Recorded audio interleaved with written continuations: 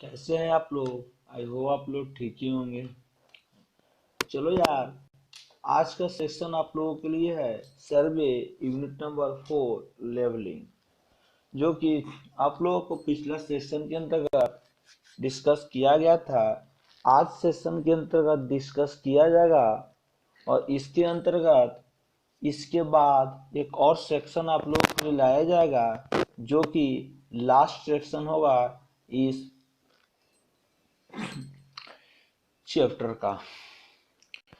चलो स्टार्ट करते हैं। आप लोगों के बीच पहला जो बोलता है डिफरेंस, यानी देखिए आप ठीक है, आपको डिफिनेशन बता दिए थे हाइट ऑफ इंस्ट्रूमेंट का, राइज एंड फॉल मेथड का, ये सब का डिफिनेशन हो चुका था। बट डिफिनेशन जानते समय भी अगर डिफिनेशन आपको याद नहीं है और अगर डिफरेंस याद है तो आप अच्छे मार्क्स गेन कर सकते हैं। 4 मार्क्स का है तो 4 मार्क्स ला सकते हो, इसके लिए आप टेंशन फ्री रहो। तो देखिए डिफरेंस जानते हैं, हाइट ऑफ इंस्ट्रूमेंट और राइज और फॉल मेथड के बीच की डिफरेंस क्या है। देखिए बोलता है, फर्स्ट जो टॉपिक है बोलता है कि height of instrument is less ratio for rapid and simple method. यानी कहने का मतलब हुआ, देखिए आराम आराम से आप लोग समझिए, क्योंकि ज्यादा एक दिन में गेन करने से नहीं होता है। कितना हम एक दिन में स्टडी इनपुट लेते हैं ताकि आउटपुट ज़्यादा से ज़्यादा दे सके। तो पहला बोलता है कि जो हाइट ऑफ इंस्ट्रूमेंट मेथड है वह लेस एक्यूरेट है, मतलब ज़्यादा या सटीक नहीं है, या लेस एक्यूरेट रिजल्ट देने के साथ साथ क्या करता है, यह जल्दी प्रोसेस हो जाता है। यानी इस मेथड के थ्रू यदि आप लेवलिंग करेंगे तो रिपीट हो जाएगा, यानी हार्डली तुरंत हो जाएगा।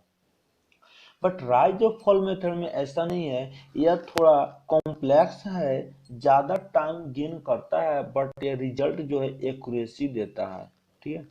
तो सेकेंड पॉइंट कहता है कि height of instrument method less calculation is required, जो कि आप लोगों को बता चुके हैं, यानी रिजल्ट यानी कैलकुलेशन। चलिए थर्ड पॉइंट कहता है height of instrument method is less accurate, यह भी आप लोगों को बताएं। यानी हम जो स्टार्टिंग में एक पॉइंट बताएं वह 3 टॉपिक उससे क्लियर हुआ। यानी देखिए क्या हुआ, डिफिनेशन अगर आपको याद है तो आप डिफरेंस भी लिख सकते हो खुद से। ठीक है। चलिए तीसरा पॉइंट कहता है कि जो हाइट ऑफ इंस्ट्रूमेंट मेथड है वह लेस एक्यूरेट होगा, और जबकि यदि यह लेस एक्यूरेट होगा तो राइज और फॉल मोर एक्यूरेट होगा। आप टेंशन मत लीजिए, आपको पीडीएफ हो जो भी इस सेशन के अंदर बताया जाएगा उसका दिया रहेगा डिस्क्रिप्शन में लिंक, आप वहां से आप फ्री ऑफ कॉस्ट डाउनलोड कर सकते हैं, और बैक वीडियो का भी लिंक दिया रहेगा। तो 4 कहता है कि हाइट ऑफ इंस्ट्रूमेंट मेथड को रिड्यूस लेवल पर चेक नहीं कर सकते हैं। यानी जो हाइट ऑफ इंस्ट्रूमेंट मेथड है उसको रिड्यूस लेवल पर आप चेक नहीं कर सकते हैं, जबकि जबकि राइज एंड फॉल मेथड को आप चेक कर सकते हैं रिड्यूस लेवल पर, वो भी इंटरमीडिएट पॉइंट पर। अगला बोलता है there are two check on accuracy, यानी देखिए जब भी आप हाइट ऑफ इंस्ट्रूमेंट मेथड से लेवलिंग करेंगे तो देखिए जब भी आप हाइट ऑफ इंस्ट्रूमेंट मेथड से लेवलिंग करेंगे तो आप 2 बार चेक उसकी एक्यूरेसी को जरूर करेंगे, 2 बार चेक करेंगे। लेकिन राइज एंड फॉल मेथड में ऐसा नहीं है। जो देखिए यार, जो खुद सही है उसको क्या बार बार तुम सही करते रहोगे। यानी राइज एंड फॉल मेथड खुद एक्यूरेसी देता है रिजल्ट, तो उसको किस लिए चेक करोगे, इसलिए उसको फ्री चेक से रखते हैं। अगला बोलता है it is use for calculation of the proportion of contour map from RL and it's also use for calculation of profile levelling work. देखो क्या बोल रहा है कि हाइट ऑफ जो इंस्ट्रूमेंट मेथड है उसको कैलकुलेशन हम कर सकते हैं प्रिपोर्शन ऑफ कंटूर लाइन के लिए, मैप के लिए, ये सब के लिए हम यूज कर सकते हैं। बट देखिए जो राइज एंड फॉल मेथड है उसको में लेवलिंग चेक कर सकते हैं, फ्लाई चेक कर सकते हैं। यानी ये जो होता है, यानी बोले तो इसका एग्जाम्पल दिया गया है, तो आप देख लीजिएगा। अगला बोलता है there no check on RL of intermediate point hence possibility of no mistake in the calculation। देखो क्या होगा, हाइट ऑफ इंस्ट्रूमेंट मेथड में इंटरमीडिएट पॉइंट पे कोई भी चेक नहीं किया जाता है। आरएल को इंटरमीडिएट पॉइंट पर हाइट ऑफ इंस्ट्रूमेंट मेथड में कोई चेक नहीं किया जाता है, क्योंकि यहाँ पर चांस ही नहीं होता है मिस्टेक होने का। But rise and fall method में इंटरमीडिएट पॉइंट पर हाइट ऑफ इंस्ट्रूमेंट को मेथड में तो नहीं चेक करते, but rise and fall method में हाइट ऑफ इंस्ट्रूमेंट यानी हाइट ऑफ पॉइंट पर आरएल को चेक करते हैं, क्योंकि यहाँ पर मिस्टेक होने की चांसेस रहती है। ठीक है, तो अगर आप लोगों को एक डिफरेंस याद रहेगा तो आप दूसरा का डिफरेंस खुद बना सकते हैं, बट आप एक को याद कर लिया करो। अगला देखिए, कुछ न्यूमेरिकल है जो अगला सेशन के अंदर आप लोगों को डिस्कस कर देंगे, क्योंकि ये जो न्यूमेरिकल है यह बहुत ही इम्पोर्टेंट है, वीवीआई है। क्या है बोले तो आप लोगों के लिए यह वीवीआई है, इसलिए इसको यहाँ पे नहीं बताया जा सकता है, इसको बोर्ड पे बताएंगे, व्हाइट बोर्ड पे जो आप लोगों को बताया जाता है। आज सिर्फ थ्योरी की कैलकुलेशन करेंगे, यानी थ्योरी को ही डिस्कस करेंगे, ये सब न्यूमेरिकल है। अगला आते हैं difference types of levelling. Levelling भी बहुत तरह से किया जा सकता है। अभी तो आप मेथड जाने हो, दो मेथड कि हाइट ऑफ इंस्ट्रूमेंट मेथड से कर सकते हैं या तो राइज एंड फॉल मेथड से, लेकिन अब लेवलिंग के टाइप्स कितने हैं, तो आता है पहला जो है डंपी लेवल है, दूसरा है वाई लेवलिंग या तो वाई लेवलिंग, यानी वाई लेवलिंग या वाई लेवलिंग, दूसरा है, तीसरा है रिवर्सिबल लेवलिंग, और चौथा ऑटो लेवलिंग, पांचवा टाइल्टिंग लेवलिंग। चलिए एक बार फिर से देखते हैं लेवलिंग के टाइप है। लेवलिंग के 5 टाइप्स हैं। फर्स्ट टाइप है डंपी लेवल, दूसरा है वाई लेवल या वाई लेवल, अगला है रिवर्सिबल लेवल, अगला ऑटो लेवल और अगला टाइल्टिंग लेवल। चलिए बारी बारी से डिस्कस करते हैं, यानी 1 बाय 1 डिस्कस करेंगे। आप लोग आराम से समझिए, एकदम मतलब ज़्यादा गेन करने की कोशिश कीजिए, मैं समझाने का कोशिश करता हूँ। तो पहला जो है वह डंपी लेवल क्या है। देखिए डंपी लेवल का डिफिनेशन होता है, चलिए डंपी लेवल का डिफिनेशन चलिए देखते हैं। सेकेंड जो है वाई लेवल या वाई लेवल क्या है। देखिए डंपी लेवल इसलिए नहीं डिस्कस किया जा रहा है कि डंपी लेवल जो होता है वह वाई लेवल के अंतर्गत ही आ जाता है। यदि आप एक को याद करते हैं तो दूसरा ऑटोमेटिक याद हो जाएगा, और उतना भी ये इम्पोर्टेंट नहीं है, इसको नहीं पूछता है। अगला था वाई लेवल या वाई लेवल क्या है। Y level consist of Y shape frame which support the telescope. देखिए जो वाई लेवल या वाई लेवल होता है उसका शेप जो होता है वो वाई शेप का होता है। किस शेप का होता है, वाई शेप का होता है। ऑब्जेक्टिव में पूछ सकता है कि वाई लेवल या वाई लेवल का शेप किस शेप का होता है, तो वाई शेप का होता है। जो नीचे से यानी वर्टिकली सपोर्ट रहता है इस पर टेलीस्कोप पे, यानी टेलीस्कोप इसको क्या किया रहता है, नीचे यानी कि डाउन से वर्टिकली सपोर्ट दिया रहता है। Telescope can be remove from Y shape support by releasing clamp screw provide. देखिए अगर आपको टेलीस्कोप सपोर्ट है तो सपोर्ट है डियर, तो कुछ ना कुछ से कनेक्ट होगा, तो वह जो कनेक्ट है वह रिलीज पिन है। कौन सा, रिलीज पिन है। रिलीज पिन को अगर आप रिमूव कर दीजिएगा, देखिए यहाँ रिलीज पिन को ही क्या कहा जा रहा है, एक सेकेंड, रिलीज पिन को ही यहाँ कहा जा रहा है releasing clamp screw. Releasing clamp screw release pin को ही कहा जा रहा है, तो उसको क्या करेंगे, अगर रिमूव कर देंगे तो टेलीस्कोप और वाई शेप जो लेवल है अलग अलग हो जाएगा। आगे बोलता है the Y level is enhance from the dumpy level. देखिए हम क्या बोलते हैं, डंपी लेवल बोले थे, तो देखिए वाई शेप जो होता है उसको इनहांस कर दिया जाता है डंपी लेवल। तो देखिए गाइस बताए थे आप लोगों को कि जो डंपी लेवल है उसी का इनहांस है वाई लेवल। यानी इनहांस करने का मतलब हुआ कि देखिए डंपी लेवल आया पहले, उसमें थोड़ा सा इंटरचेंज किया गया, थोड़ा सा चेंजिंग किया गया, तो मेरा वाई लेवलिंग आ गया। तो अगला पॉइंट बोलता है the telescope can be replaced by any other telescope having, यानी इसको अगर बार बार हटाना है, बार बार जोड़ना है, तो लोग चूनल एक्सिस के अलोंग कनेक्ट कर देंगे। ठीक है, तो डंपी लेवल हो गया, यानी डंपी लेवल भी हुआ और उसके साथ वाई लेवल या वाई लेवल भी हुआ। देखिए आप अगर एग्जाम में पॉइंट बाय पॉइंट लिखते हैं, जिस तरह से डिफिनेशन लिखा गया उस तरह से नहीं, पॉइंट बाय पॉइंट लिखते हैं, तो आपको ज्यादा मार्क्स गेन करने की जरूरत मिलेगी, यानी आपको ज्यादा मार्क्स मिलेंगे। अब आप माइंड में आ रहा होगा कि आप सर क्यों नहीं पॉइंट बाय पॉइंट लिखे, तो यार आपको एग्जाम देना है, हमको एग्जाम नहीं देना है, इसलिए हम यहाँ पर शॉर्ट में लिखते हैं ज़्यादा पॉइंट को, ताकि कम पेज, कम वीडियो, यानी कम टाइम में या ज़्यादा ज़्यादा आप लोगों को प्रोवाइड हो सके। अगला है रिवर्सिबल लेवल या कुक्स लेवल। रिवर्सिबल को लेवल को कुक्स लेवल के नाम से भी जानते हैं। एग्जाम में यानी ऑब्जेक्टिव में पूछ सकता है कि what is name of the reversible levelling, यानी रिवर्सेबल लेवल को कुक लेवल के नाम से भी जानते हैं। किस नाम से जानते हैं? कुक लेवल के नाम से भी जानते हैं। चलिए इसका डिफिनेशन देखते हैं क्या कहते हैं। The reversible level is combination dumpy level and Y level. देखिए रिवर्सिबल के मतलब होता है कि अगर हम डंपी लेवल को या वाई लेवल को कंबाइन कर दे तो रिवर्सिबल लेवल या कुक्स लेवल बन जाता है। कुक्स लेवल या रिवर्सिबल लेवल वैसा लेवल होता है जो डंपी लेवल और वाई लेवल को कंबाइन कर दे, कुक्स या रिवर्सिबल लेवल के नाम से जाना जाता है। आगे पढ़ते हैं। In this level, the telescope is attached in two rigid short each end telescope. इसमें जो टेलीस्कोप से कनेक्ट होता है वो दोनों एंड पे होता है। दोनों एंड कहने का मतलब एक फ्रंट एक बैक, यानी कि साइड साइड में दोनों एंड से सपोर्ट किया रहता है, कनेक्ट रहता है।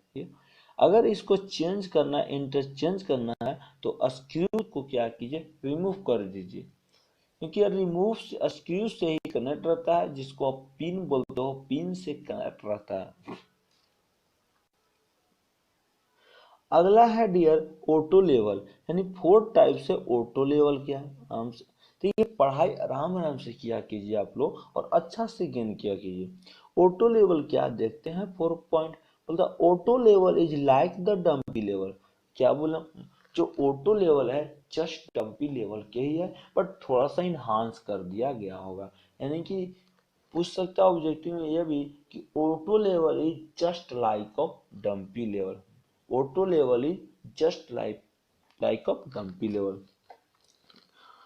In this case telescope is fix two is support. देखिए पिछला में क्या होता था, रिलीज पिन की सहायता से डंपी लेवल, यानी डंपी लेवल या वाई लेवल या तो ये सब जो मैंने पिछले लेवल पढ़े वह सब क्या होता है, रिलीज पिन से कनेक्ट होते हैं। उसको रिलीज पिन को रिमूव कर दीजिए और चेंज कर दीजिए टेलीस्कोप। बट इसमें जो ऑटो लेवल में है वो फिक्स है, यानी आप ना उसको चेंज कर सकते हो, फिक्स है। आइए पढ़ते हैं।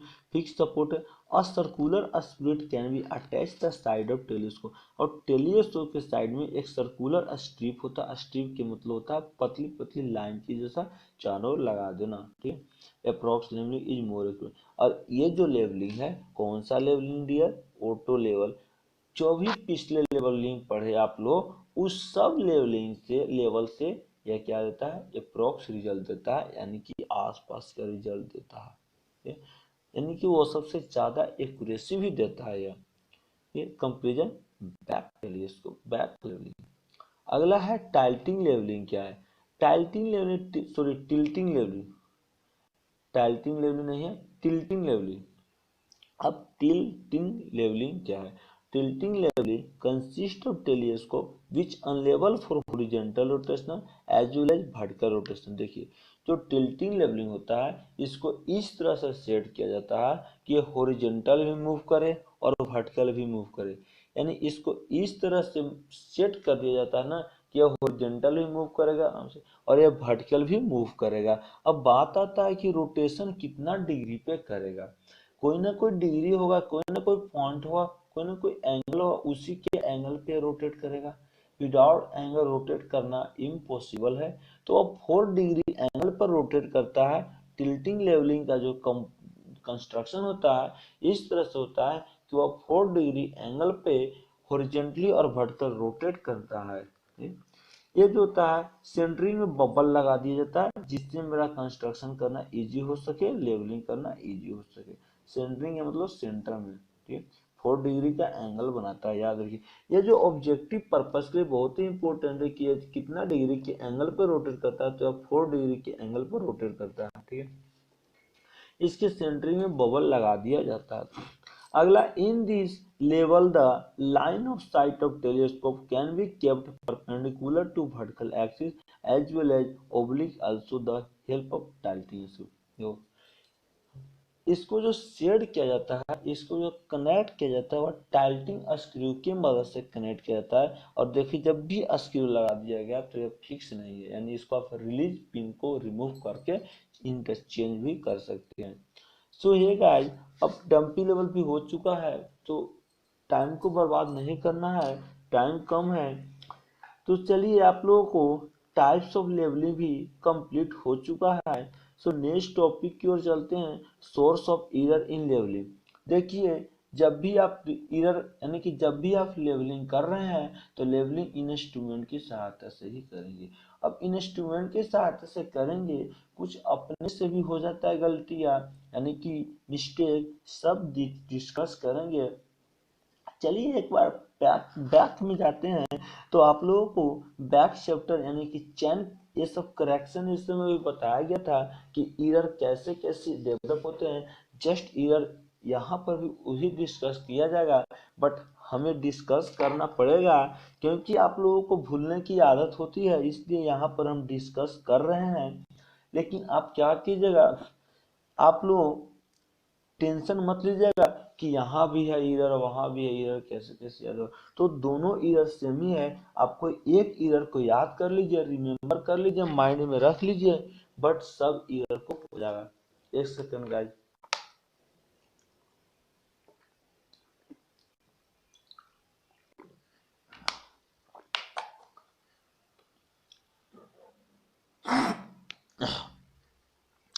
चलिए सोर्स ऑफ एरर लेवलिंग करते समय कौन कौन सा होता है जान लेते हैं। फर्स्ट जो एरर है वह इंस्ट्रूमेंट एरर। अब इंस्ट्रूमेंट एरर क्या है आगे जानेंगे, बस अभी जस्ट नाम जानते हैं। उसके बाद पर्सनल एरर, नेचुरल एरर। देखिए बात आता है कि इंस्ट्रूमेंटल एरर क्या है। जो एरर इंस्ट्रूमेंट के आएगा कैसे आएगा जान लेंगे। पर्सनल एरर जो हम एरर करेंगे कैसे करेंगे जान लेंगे।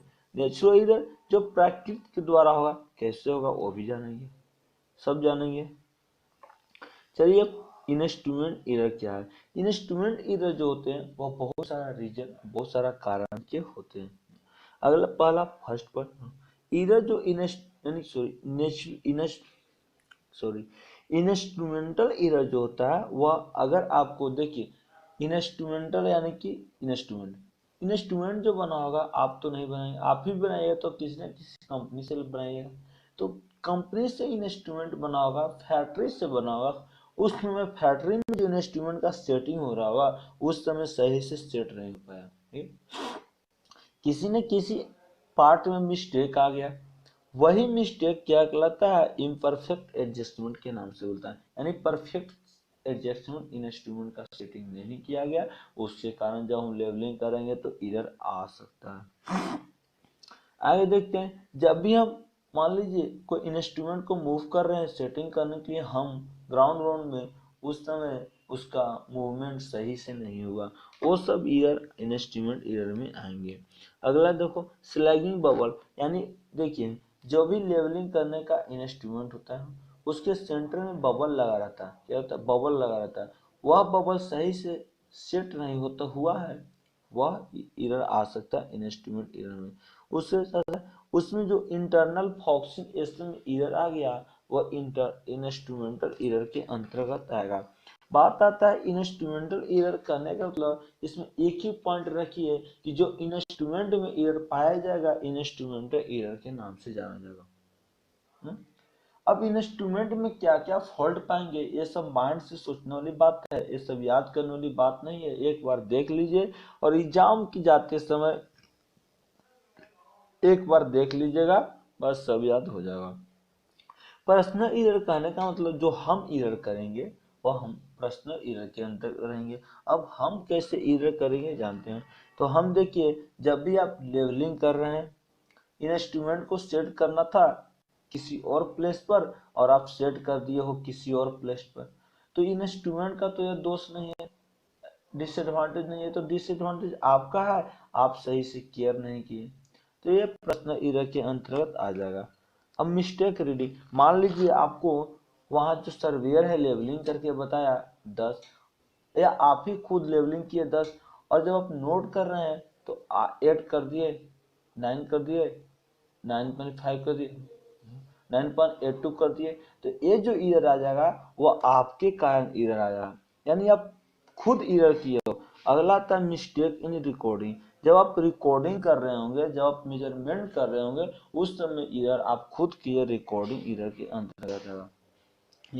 इंस्ट्रूमेंट को सेट सही जगह नहीं कर पाए, सही से वर्क नहीं कर पाए, तो वह जो आपका ईरर आएगा वो आएगा आप खुद ईरर किए हो, यानी पर्सनल ईरर के अंतर्गत आएगा।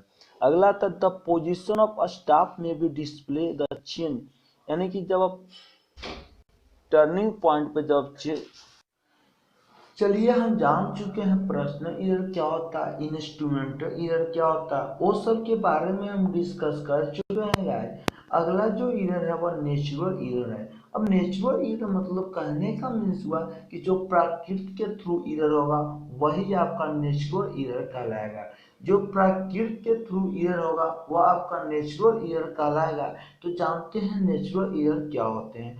ईरर यानी कि कुछ ईरर है जानते हैं, ये सब देखिए एग्जाम में जो भी बंदे को स्टूडेंट को नंबर उठाना रहता है ना, वो खुद माइंड लगाया करता है, ये दूसरा पर डिपेंड नहीं होता है यार। देखिए जैसे अब हम यहाँ बोलना जरूरी है कि there are following reason due to natural, बात गजब है यार। कुछ बंदे ये भी कहते हैं, कमेंट करते हैं, अरे यार ये क्या करने वाली बात है, ये तो आपके माइंड के सवाल है यार, आप थर्ड सेम में आ चुके हो, फर्स्ट सेकेंड निकाल चुके हो, तो माइंड इतना डेवलप हो जाता है स्टूडेंट का कि ये सब खुद से कर सके। बस हम टीचर का काम क्या होता है यार, आप सीनियर सिटीजन हो गए हो, आपसे जूनियर आएंगे तो आप उनको क्या पढ़ाओगे बोलो। टीचर का काम ही होता है कि मेन पॉइंट को फोकस कराना, और फोकस ना करना आपका काम है और करना आपका काम है। चलिए पहला बोलता है when the distance of site long when consecutive. देखिए नेचुरल इरर कहने का मतलब हुआ है कि जो इरर रेनफॉल ये सब से आएंगे, यानी रेनफॉल के साथ साथ आइस से आएंगे, आइस के स्लोशिंग क्लाउड, ये सब से जो इरर आएंगे नेचुरल इरर के नाम से जाने जाते हैं। लेकिन आप एग्जाम में लिखेंगे तो नंबर नहीं देगा, ये हम इसलिए बताएं कि आपका माइंड जान सके कि नेचुरल के मीन्स होता है क्या।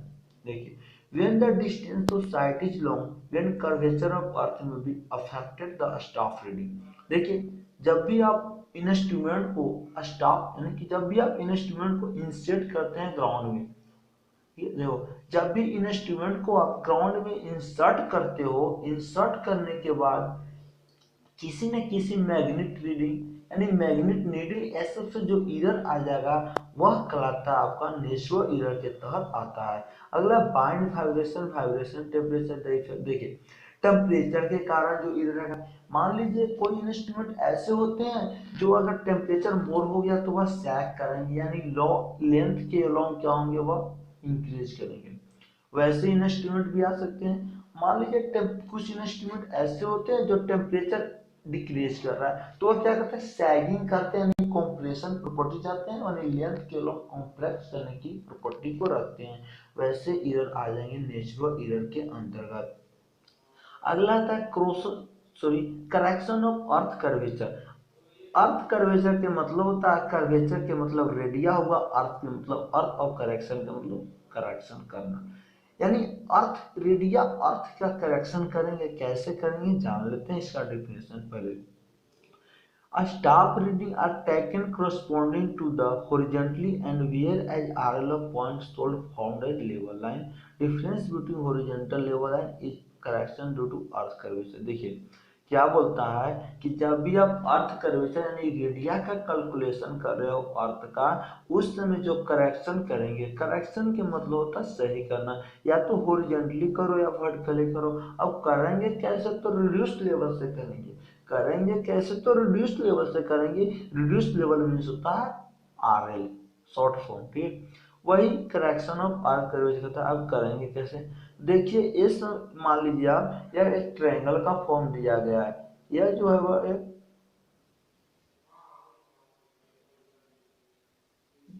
यह जो है एक ट्रायंगल का फॉर्म दिया गया है। तो ट्रायंगल का फॉर्म देने से क्या होगा, यहाँ से यहाँ तक CC है और यहाँ से RA, यानी कि ये रेडिया है कर्वेचर का।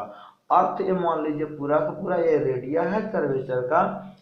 तो देखिए ट्रायंगल में चलते हैं, यहाँ से यानी A से B से डिस्टेंस D है और D पॉइंट पर रेडिया ऑफ कर्वेचर लिया गया है। देख लीजिए यार D पॉइंट, एक सेकेंड, देखिए डी पॉइंट पर रेडिया ऑफ कर्वेचर इस तरह से लिया गया है। जो डिस्टेंस डी पॉइंट मान लिया है, डी से बी के डिस्टेंस CC है। तो चलते हैं ट्रायंगल हम ABC में। ABC कहने का मतलब ABC यानी इस पॉइंट पे C है, इस पॉइंट पे C है। तो चलते हैं ट्रायंगल ABC में। तो अगर हम देखें पाइथागोरस प्रमेय से, यानी कि जो आपको हिंदी में बोले तो कर्ण स्क्वायर बराबर लंब स्क्वायर प्लस आधार स्क्वायर, उस हिसाब से चले तो मेरा होगा OA square plus AB square बराबर OB स्क्वायर। अब आपके माइंड में ये आ रहा होगा कि OB कहाँ है, आ रहा होगा ना, OB कहाँ है। तो देखिए यहाँ पर C की जगह यहाँ पर कंसीडर O कर लिया गया है। ठीक है, इसलिए आप टेंशन मत लीजिए। तो देखिए क्या बोला, OA का डिस्टेंस R है, R का स्क्वायर हो जाएगा। OA का डिस्टेंस R है, R का स्क्वायर हो गया। उसके बाद AB का डिस्टेंस D है, D का स्क्वायर हो गया। बात होता है OB। तो हम OB को लिख सकते हैं dear OD plus DB, OD plus DB। अब देखिए OD का डिस्टेंस R है, R लिख दिए, और DB का डिस्टेंस CC है, CC का स्क्वायर। इस तरह से आप कैलकुलेशन करेंगे तो आएगा CC बराबर D square upon CC plus 12। अब यहाँ CC के मीन्स क्या हुआ, तो कर्वेचर ऑफ अर्थ। CC के मतलब है कर्वेचर ऑफ अर्थ, यानी कर्वेचर ऑफ अर्थ का फॉर्मूला आपका आ गया dear D square upon CC plus 12। अब आपको अगर क्वेश्चन दिया, न्यूमेरिकल देगा, तो क्या आप सोल्व नहीं कर सकते हो, सिर्फ फॉर्मूला पर ही बैठाना रहेगा, पुटिंग करना रहेगा, यानी पुटिंग दिस वैल्यू और फाइंडिंग दिस आंसर रहेगा। फिर भी आप टेंशन मत लो, इस पर भी हम न्यूमेरिकल करवाएंगे। देखिए यहाँ पर जो CC होता है, यानी कि रेडिया ऑफ कर्वेचर से CC का मान हमेशा क्या होता है, less, sorry radio of curvature CC से हमेशा क्या होता है, ज्यादा ही होता है। C will be negative. अब देखिए याद रखिएगा कि जो अर्थ ऑफ कर्वेचर होता है वह हमेशा निगेटिव होता है, ऑब्जेक्टिव में पूछ सकता है। चलिए यहाँ तो कुछ करेक्शन के फॉर्मूला देखिए, यानी ये सब का सॉल्यूशन फाइनली अगर देखा जाए तो CC का वैल्यू जो आता है वह -0.0784 आता है। कैसे आता है एक बार देख लेते हैं। देखिए अब बोलता है इसको क्या किया गया है यार, इसमें हमको बताने की बात है, यूनिट कन्वर्जन किया गया है। यूनिट कन्वर्जन यानी कि सेंटीमीटर से मीटर में लाया गया, बस आप कर लीजिएगा। फाइनली जानिए ये कि जो करेक्शन होता है CC यानी कि कर्वेचर ऑफ अर्थ का जो करेक्शन होता है वो हमेशा क्या होता है, निगेटिव होता है, हमेशा क्या होता है, निगेटिव होता है। और जो फॉर्मूला आता है वो CC होता है -0.0784D² होता है। अगला है करेक्शन ड्यू टू रिफरेंस, यानी कि करेक्शन आ गया रेफरेंस के कारण। जो आप रेफरेंस पॉइंट टैग किए, देखिए किसी न किसी इंस्ट्रूमेंट को सेट करने के लिए आपके पास रेफरेंस पॉइंट होना चाहिए, रेफरेंस पॉइंट के साथ साथ रेफरेंस लाइन भी होना चाहिए। जो आप इंस्ट्रूमेंट को सेट किए हो लेवलिंग करने के लिए, जो आप रेफरेंस पॉइंट को कलेक्ट किए हो, उस रेफरेंस पॉइंट के तहत कोई ना कोई करेक्शन आ गया, कोई ना कोई गलतियां आ गई, उसी को बोलते हैं करेक्शन ड्यू टू रेफरेंस। अब करेक्शन ड्यू टू रेफरेंस क्या होता है जानते हैं, तो CR बराबर यानी कि C for correction, R for होता है रेफरेंस। तो करेक्शन ऑफ रेफरेंस होगा +1/7 इंटू में CC। CC क्या है, करेक्शन ऑफ कर्वेचर। सीसी क्या है, करेक्शन ऑफ कर्वेचर। तो सीआर बराबर क्या, सीसी का जो वैल्यू आया था डी स्क्वायर अपॉन 12 रख देंगे, तो जो फाइनली आंसर होगा जो आपके स्क्रीन पे है क्या है, सीआर बराबर यानी कि करेक्शन ऑफ द रेफरेंस बराबर प्लस 0.0112 डी स्क्वायर। देखिए यहाँ पर जो करेक्शन ऑफ रेफरेंस होगा वो हमेशा पॉजिटिव होगा, और करेक्शन ऑफ कर्वेचर जो होता है हमेशा नेगेटिव होता है। इस बात को आप गेन कीजिएगा इमीडिएटली और सटीक, क्योंकि ये ऑब्जेक्टिव में पूछ सकता है। अब आता है कि रेफरेंस पॉइंट का रेफरेंस कितना लेंगे, तो यानी कि जो इंडियन सर्वेयर होता है उसके थ्रू दे दिया गया आर बराबर 63-70 किलोमीटर आपको गेन करने हैं। तो ये आप याद रखिए। अब अगर कंबाइन करेक्शन देखा जाए, कंबाइन करेक्शन करने का मतलब आपके पास दो ही करेक्शन है, कर्वेचर ऑफ करेक्शन और reference of point of curvature. दोनों कर्वेचर को अगर कंबाइन कर देंगे तो कंबाइन करेक्शन कहलाएगा। कंबाइन करेक्शन करके देखते हैं तो कंबाइन करेक्शन को सी से डिनोट किया जाता है, कंबाइन करेक्शन को सी से डिनोट किया जाता है। तो सी बराबर होता है क्या, सी आर प्लस सी सी। सी आर की मतलब करेक्शन ऑफ रेफरेंस, सीसी के मतलब करेक्शन ऑफ कर्वेचर। बट दोनों का मान पुट कर देंगे तो जो फाइनली आंसर आएगा वो ये आ जाएगा, सी बराबर यानी कि करेक्शन और माइनस 0.0672 डी स्क्वायर आएगा। अगला है प्रिकॉशन ऑफ लेवलिंग। प्रिकॉशन के मतलब होता है सेफ्टी, प्रिकॉशन का मतलब सेफ्टी। और साथ साथ कोई अगर गलतियां हो गई हमें लेवलिंग करने में तो कैसे उसको सही करें, लेवलिंग के बारे में जानते हैं। देखिए बोलता है tripod leg should be properly adjust of ground surface. Surface में जब भी आप इंस्ट्रूमेंट लेवलिंग इंस्ट्रूमेंट को क्या करो, इंसर्ट करो, तो जो उसके लेग मतलब ट्रिपोड, ट्रिपोड के मतलब उसको बोले तो फुट, जिस पर स्टैंड खड़ा रहता है, जिस पे खड़ा रहता है उसी को बोलते हैं लेग। उसको प्रॉपर तरीका से आप क्या करो, इंस्ट्रूमेंट को एडजस्ट करो यानी सेटिंग करो सरफेस ग्राउंड पर। उसके बाद जो बेंच मार्क आप लो वह क्या लो, स्टैटिक लो। उसके बाद foot screw level should be टाइटिंग properly. Foot ये सब जो इंस्ट्रूमेंट का जो कॉम्बिनेशन करो, क्योंकि देखो एक इंस्ट्रूमेंट के तहत लेवलिंग होगा नहीं, लेवलिंग के लिए बहुत सारे इंस्ट्रूमेंट चाहिए, 3-4 इंस्ट्रूमेंट चाहिए। तो वो सब जो साइट पे जाइएगा तो वो सब आपको मिलेगा, टेंशन मत लो। तो वो सब को जो आप क्या करो, कनेक्ट करो एक दूसरा से, वो एकदम सटीक करो और टाइट करो ताकि लूज कोई पार्ट ना रह जाए, जिससे मेरा क्या हो, इरर ना आ जाए। क्योंकि आप अगर एक इरर करते हो, एक इरर से बहुत बड़ी इरर आ सकती है। उसके बाद देखो क्या होता है, staff and staff rod should be check before. जो सर्वेयर होगा वो स्टाफ रड लगा रहा है, स्टाफ रड को प्रॉपर तरीका से चेक करें, ऐसा आप लोगों को करना है। बबल जो होगा सेंटर में जो बबल लगा रहता है लेवलिंग इंस्ट्रूमेंट में, उसको बार बार चेक करते रहना है कि मेरा बबल कहीं घिसक तो नहीं गया है, प्रेशर के तहत कहीं इधर से उधर हो तो नहीं गया, उसको बार बार चेक करना है।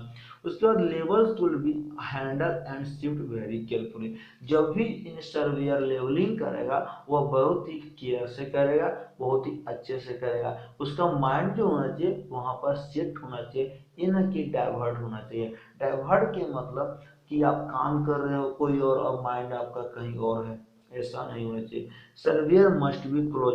और जो सर्वेयर होगा, सर्वे होगा, वह जिस एरिया का आपको लेवलिंग का सर्वे करना हो वहां पर पास में इंस्ट्रूमेंट सेट होना चाहिए। ऐसा नहीं कि लेवलिंग कहीं और इंस्ट्रूमेंट कहीं और, ऐसा नहीं होना चाहिए।